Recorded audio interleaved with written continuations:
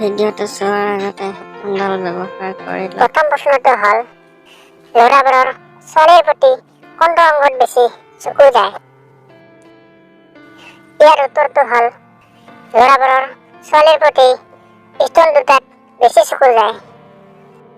দ্বিতীয় প্ৰশ্নটো হ'ল কেনে ধৰণৰ দুধ টিপি বহুত ভাল লাগে? ইয়াৰ উত্তৰটো হ'ল মিডিয়াম সাইজৰ দুধ টিপি বহুত ভাল লাগে।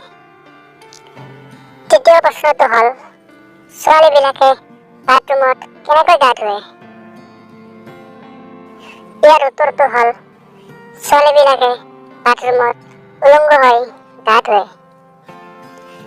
চতুৰ্থ প্ৰশ্নটো হ'ল ল'ৰাবোৰৰ লিংগটো ৰাতিপুৱাৰ সময়ত কেনেকুৱা হৈ থাকে? ইয়াৰ উত্তৰটো হ'ল ল'ৰাবোৰৰ লিংগটো ৰাতিপুৱাৰ সময়ত থিয় হৈ থাকে। পঞ্চম প্ৰশ্নটো হ'ল কোনবোৰ ল'ৰাক বেছিকৈ ছেক্স কৰিব মন যায়? ইয়াৰ উত্তৰটো হ'ল যিবোৰ ল'ৰাই বেছিকৈ পৰ্ন ভিডিঅ' চায় আৰু ছোৱালীৰ কথা বেছি ভাবি থাকে সেইবোৰ ল'ৰাক বেছিকৈ ছেক্স কৰিব মন যায়।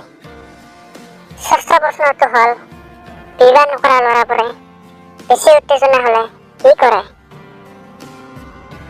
ইয়াৰ উত্তৰটো হ'ল বিবাহ নোহোৱা ল'ৰাবোৰে বেছি উত্তেজনা হ'লে হাত মাৰি পানী উলিয়াই দিয়ে।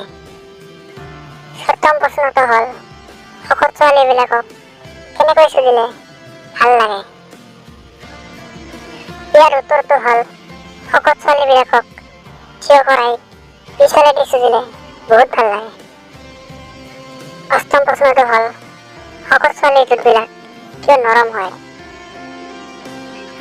ইয়াৰ উত্তৰটো হ'ল কাৰণ শকত ছোৱালীৰ দুধবিলাক বেছি ডাঙৰ হোৱাৰ বাবে শকত ছোৱালীৰ দুধবিলাক নৰম হয়।